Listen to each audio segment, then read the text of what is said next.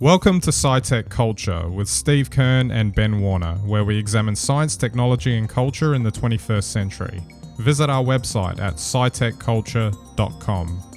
Hello and welcome to SciTech Culture. My name is Ben Warner and I'm joined once again by my good friend and colleague Steve Kern. How are we today, Steve? Looking a bit better than me, I think. I've got a sty in my eye today. I didn't get into a brawl or anything. That would have been a far sexier excuse, but hopefully it's not showing up in the feed. But if you're wondering why my left eye is looking a little puffy, I'm on the antibiotics now because it didn't go its normal route, unfortunately. But you're looking fine from here. Maybe that's the magic of Skype. Yeah, absolutely.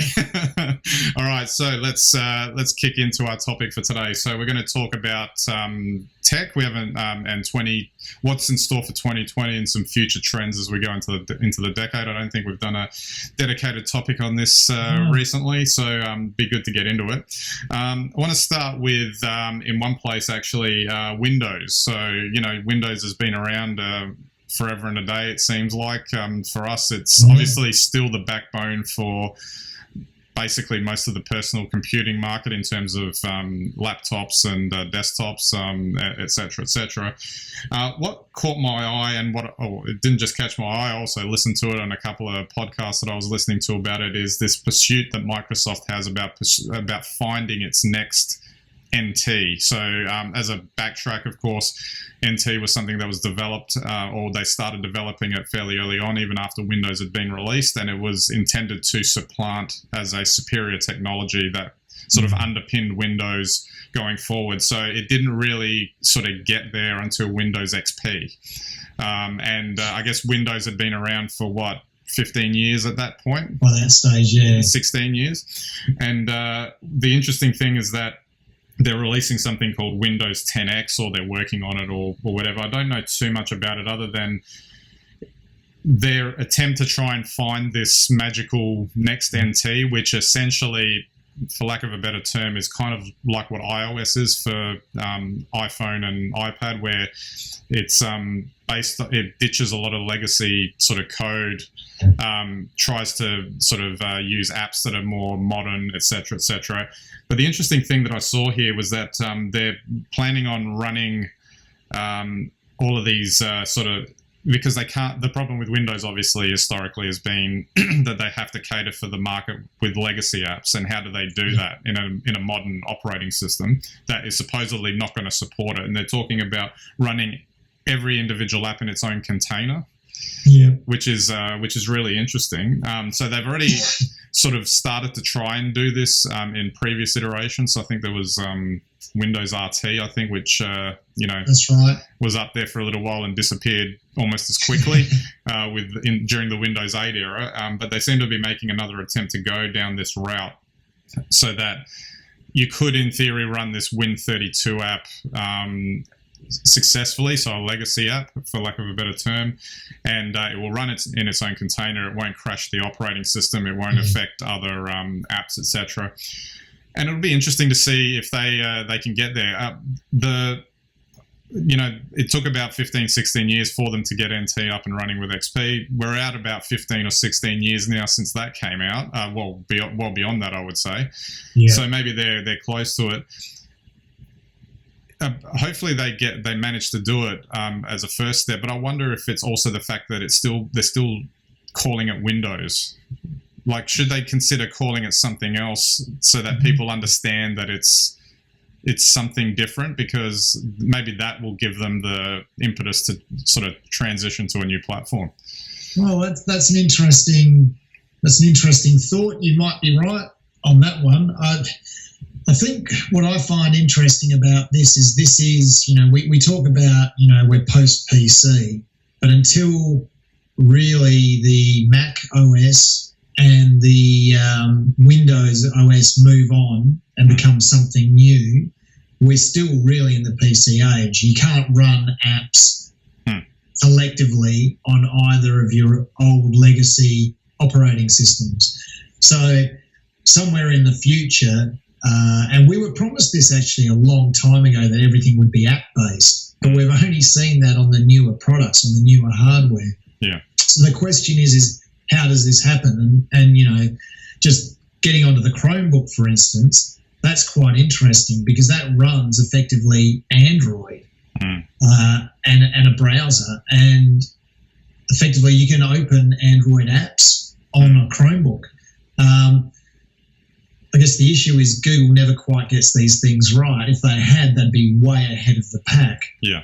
But it's a really interesting thing to see when you use a Chromebook, that effectively you're using a very tightly held operating system that accommodates these new generation of software applications. So the answer must be somewhere in the middle. And the truth is that it must be very difficult on an old style PC, no matter how modern they are, to have an operating system that does all the high level and powerful jobs that a powerful modern PC can do. And yet it can't work with these really simple apps. Well, the thing I think that sort of is difficult for Microsoft in particular in this particular case, I guess it affects Apple as well, although they've got big success with iOS, etc., as a counterpoint. Whereas I think what it is that there might be an argument that the consumer is already in the post-PC world because, most consumers, if you look at their computing needs, they're probably a lot more basic than what anyone else is. So they could get away with, just using their phone, for instance, as their only computing device. Whereas the majority of the market, and particularly the majority of the market that Microsoft's serving, is enterprise, professional, etc. And then, the Mac has, a sliver of that as well in the sense of the creative professionals. They're starting to come back around to the, because Apple's pushing all its pro stuff, which we'll get to in a minute as well. But it seems as if until they can figure out a way to satisfy that enterprise customer, they're going to be stuck for a while. Well, yeah, and I think it's interesting you say that, and especially the point about using a phone and a laptop, because that's actually what's merging. Yeah. And I had a really interesting conversation with a couple of colleagues the other night, and there really seems to be a trend amongst, I guess, professionals that's leaving out the tablet. The tablet is seen as a device for kids, and the modern professional uses a phone. Yeah. And anything bigger than that, they use a laptop. Well, it makes sense. It makes sense because phones are huge now anyway. So that's right. But you realise you're actually trying what the challenge, I guess, maybe from a consumer perspective is that Microsoft really needs to make its Surface run like a phone. Yeah. Not the other way around. Yeah, exactly. The days of, like slide out keyboards and phones are all gone, I think. Yeah, exactly. We'll segue into Apple now. And the thing that kind of highlights to me what they did last year, and it seemed potentially a trend that's going to go through this year, is this idea of them not necessarily doing anything wowee, spectacular, earth-shatteringly different or whatever. It's about doing a bunch of things that make sense where they haven't been doing things that have been making sense in the last couple of years. Now, I'm going to start off with this stupid keyboard on this MacBook that I've got that I've whinged about in the past as well. They've now released that 16-inch MacBook Pro that's got the better keyboard, and it's universally accepted as being a really good keyboard. The rumor is that they'll introduce that same keyboard throughout the lineup as during the course of this year. And I've never thought I would be in a position where I would seriously consider swapping out an existing device for a newer one because I was dissatisfied with what I've got. Particularly after you hammering it to me that you got to get on Apple, and then it's the first time that it's actually ever happened that I'm actually Steve seriously Jobs is considering screaming this. in heaven. But it kind of makes sense that they're quietly listening because they're starting to reintroduce these things back into the fold. And it's interesting that it applies to a lot of their lineup as well. So, for instance, the iPhone 11, the 11 and the Pro in particular, it's a little bit thicker. And then all of a sudden, it's got this spectacular camera system that everyone seems to love. And then that, for whatever reason, that model of iPhone has become super successful compared to what some of the other models have been recently, which is interesting because it seemed on the surface when they introduced it that there wasn't anything necessarily that spectacular about it that justified the purchase, but I see them everywhere now. which is interesting. And they're doing that sort of thing with the iPads as well. Rumors being that they'll release like the cover keyboard thing, but actually with a proper keyboard in it, and upgrade iOS to an extent that it can become a lot more productive. And definitely less buggy than what the current version is. I've seen a lot of weird stuff happening on it, which is a lot unlike Apple. Then you've got like the Mac Pro that's come out that has satisfied the ultra high end of the market, and they're all salivating over these $100,000 machines that is supposedly satisfying everything for them. So I just find it interesting that they seem to be doing a lot of things that, why didn't they just do them 3 years ago? But at least they've come around to the fact that that's the way they need to do that, and they're getting a lot better coverage and press for it. Yeah, I think so. I mean, I think, and if we're going to segue now into sort of like the iPhone 9, I think the next step for them now is to reconsider also the future, which is what this whole conversation is about today. And I think Apple, with these products, you're right, they've listened. They're back to, I think, trying to get that high quality product out there. But, the way they're going now is they're starting to diverge. They've got hardware that's really, really expensive, and yet they're trying to sell services at the same time. And theoretically, I can get those same services on a lot cheaper devices.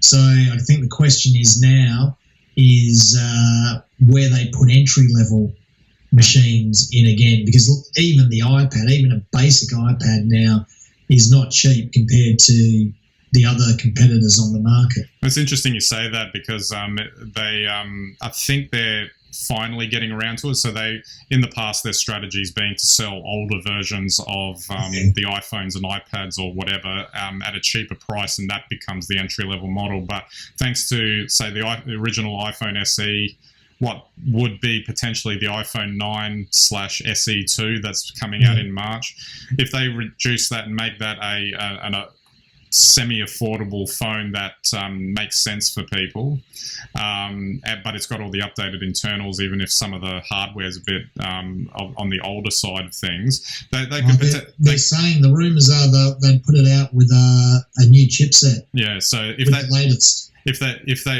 they do, which is kind of the SE, the original SE thinking, which was put modern internals inside an older body, so that's like an iPhone 8 type body. So that if they could like sell truckloads of those, and it won't matter to them because they've got such an investment in services now that it doesn't matter. Their key thing is just get them on, and then we'll get them, kind of thing, which is makes sense because they're thinking about an ecosystem per se. And the interesting thing with the iPad is that even though they're expensive, the entry level iPad, which I think is around $500, actually does have those decent internals that will last for many years. So they've given people an option to enter that part of the market as well. So again, it's back in that the ethos of them doing things that seem to make sense, as opposed to you're going to take our design because we think it's fabulous, which seems to be how they have approached things in the last couple of years. But they didn't have Steve Jobs there with that extra level of taste that would actually know what would work or not. That's right. I guess the only thing I'd just point out, and this would be interesting just to test with you, is that the iPhone 4S was actually, I think, the only phone that Apple ever released that went down in price. And it came down quite significantly after the price of the 3S and the 4.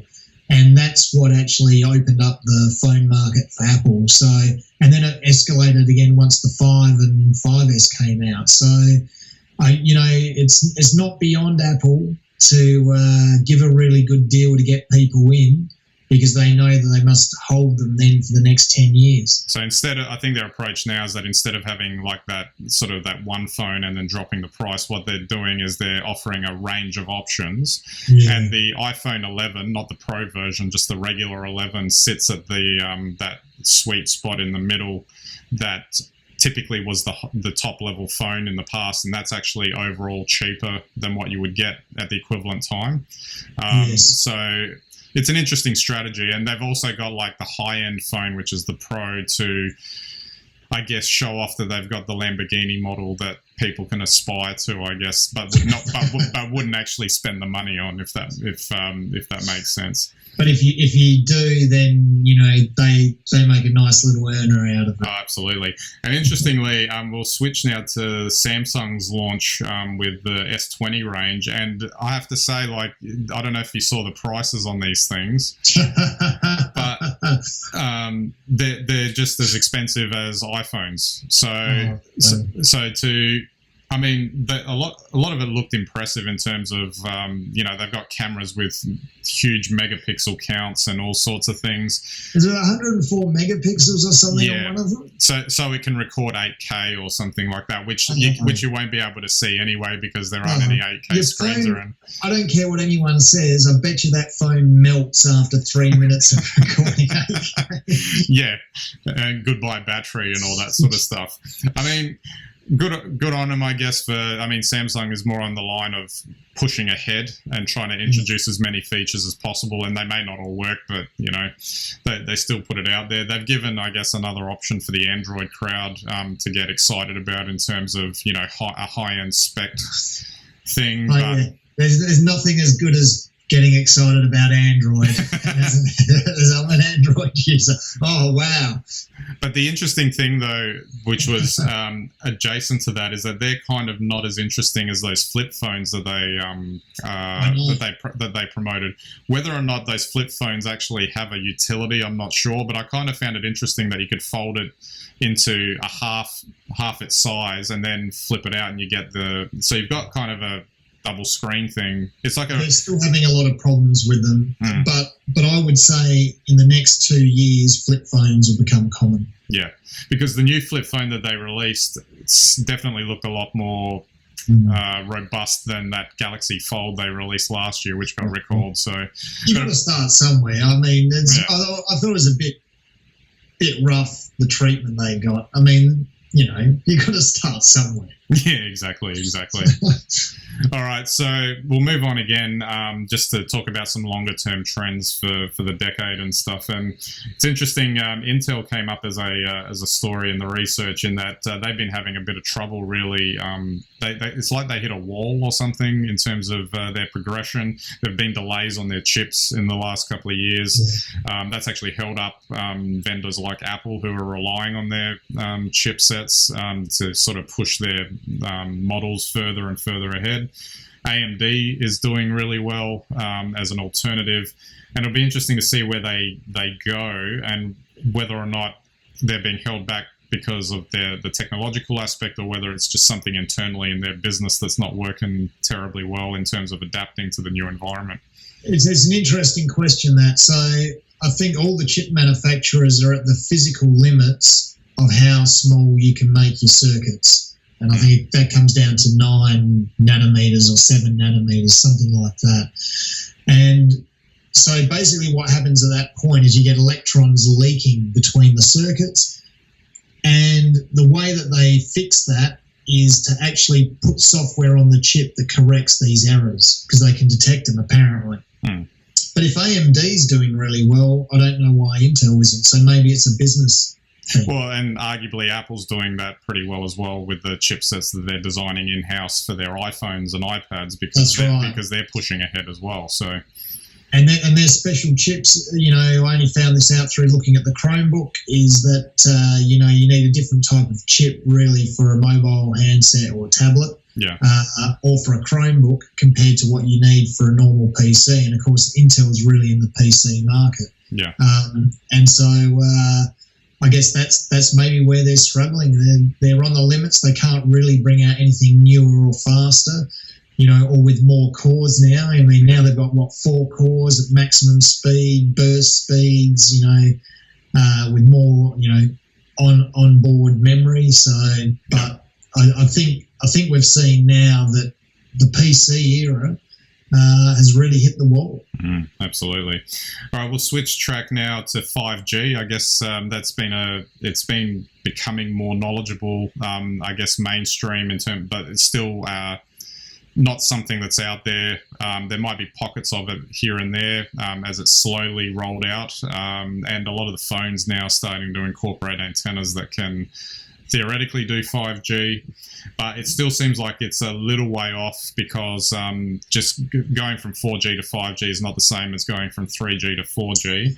But if they do manage to pull it off eventually, collectively, get the system up and running, it could potentially transform what connectivity means.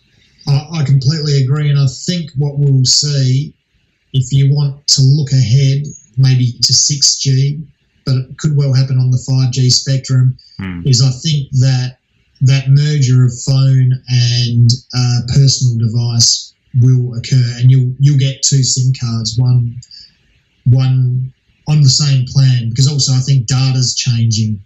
Once you go to 5G, the ability to transfer data, you can't put the same cost on data that you did back in the days of 3G. Yeah. It just doesn't work. There's so much data moving around now so quickly.